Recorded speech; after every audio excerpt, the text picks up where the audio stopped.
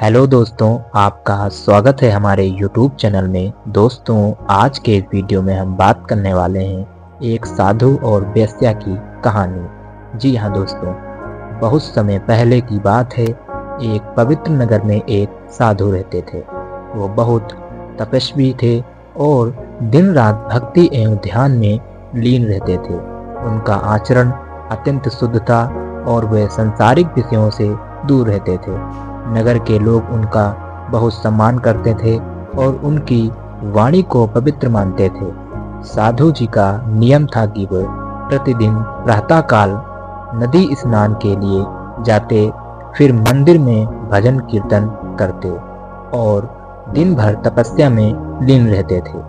वे खुद को इस संसार से ऊपर मानते थे और स्वयं को पाप और बुराइयों से मुक्त समझते थे। इसी नगर में एक वेश्या भी रहती थी। वह अपनी सुंदरता और नृत्य कला के लिए प्रसिद्ध थी। नगर के अनेक धनी एवं प्रभावशाली व्यक्ति उसके पास आया जाया करते थे, लेकिन उसकी आत्मा इस जीवन से संतुष्ट नहीं थी। वह अपनी दिनचर्या से ऊब चुकी थी और भीतर से दुखी थी। वो चाहती थी कि उसे भी समाज में सम्मान मिले, कि उसका जीवन भी किसी पवित्र उद्देश्य के लिए समर्पित हो। लेकिन वो जानती थी कि समाज उसे हे दृष्टि से देखता है।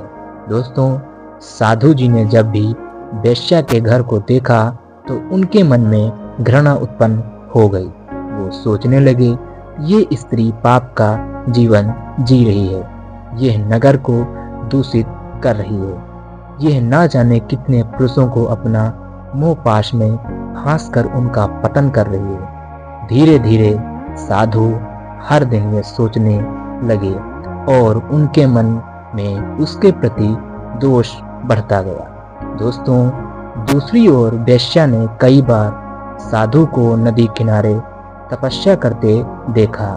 उसका मन भीतर से रोता था। वो सोचती, काश मैं भी इनकी तरह पवित्र जीवन जी सकती, लेकिन मेरे लिए यह संभव नहीं है। मेरे भाग्य में तो केवल यह पापमय जीवन ही लिखा है। दोस्तों, हर दिन साधु ध्यान करते समय वेश्या के बारे में सोचते, उसकी निंदा करते और उसके चरित्र पर प्रश्न उठाते थे। उन्होंने नगर के अन्य लोगों से भी कहना शुरू किया कि वह उस स्त्री से दूर रहें। दोस्तों, उसके घर ना जाएं, क्योंकि वो सभी को अधर्म के मार्ग पर ले जा रही है। वहीं दूसरी ओर वेश्या का हृदय अब साधु के विचारों से प्रभावित होने लगा। उसने अपने पास आने वाले पुरुषों से मिलना कम कर दिया। उसने मंदिर जाना शुरू कर दिया और एकांत में भगवान से प्रार्थना करने लगी, हे प्रभु, मुझे इस जीवन से मुक्ति दीजिए। मैं इस संसार की बुरी चीजों से दूर होना चाहती हूँ। वह अब हर रात साधु की तरह ध्यान करने लगी और दिन में भी भजन गाने लगी। दोस्तों, समय बीतता गया। एक दिन साधु और वेश्या दोनों की मृत्यु हो गई। जब वे यमराज के दरबार में पहुंचे तो एक अचंभित करने वाला निर्णय लिया गया। साधु को नरक में भेजा गया और वेश्या को स्वर्ग का द्वार दिखाया गया। साधु ने यह देखकर आश्चर्य और क्रोध में कहा, यह अन्याय है। मैंने पूरा जीवन तपस्या में बिताया है, संयम रखा और भक्ति की, और इस पापी स्त्री को स्वर्ग मिल रहा है। आखिर ये कैसे संभव है? यमराज ने उत्तर दिया, साधु, तुम्हारे शरीर ने भले ही तपस्या की हो, लेकिन तुम्हारा मन हर दिन वेश्या के बारे में सोचता था, उसकी निंदा करता था और पाप की कल्पना करता था। तुम्हारा मन उस वेश्या के घर में ही बसा रहा, उसके कर्मों पर ध्यान देता रहा और तुम्हारी चेतना पाप में ही उलझी रही। इसलिए तुम्हें उसी पाप का फल भोगना होगा। फिर उन्होंने वेश्या की ओर देखा और कहा, बेटी, तुम्हारे शरीर ने भले ही वेश्यावृत्ति की हो, लेकिन तुम्हारा मन साधु के चरणों में था। तुम्हारी आत्मा हर समय पवित्रता की कामना करती थी।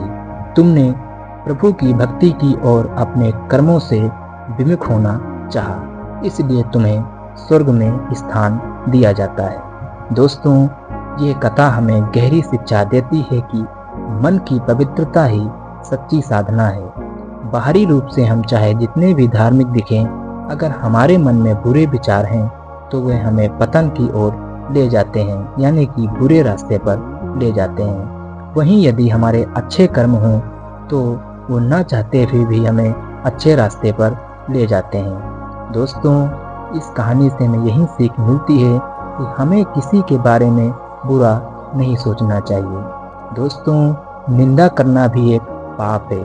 किसी के कर्मों की आलोचना करने से हमारा मन भी उसी में उलझ जाता है। दोस्तों, सच्ची भक्ति मन से होती है, दिखावे से नहीं। दोस्तों, तो इस कहानी से हमें यही सीख मिलती है कि हमें किसी के प्रति भी गलत नहीं सोचना चाहिए। मन, धन सब कुछ होने के बावजूद भी हमें अपने कर्म पर ध्यान देना चाहिए और सबको अच्छी नज़र से देखना चाहिए। दोस्तों, कहानी आपको कैसी लगी? अगर कहानी हमारी आपको अच्छी लगी हो तो प्लीज़ हमारे चैनल को सब्सक्राइब कर लीजिए और वीडियो को भी दोस्तों लाइक कर दीजिएगा। तब तक के लिए जय हिंद, जय भारत।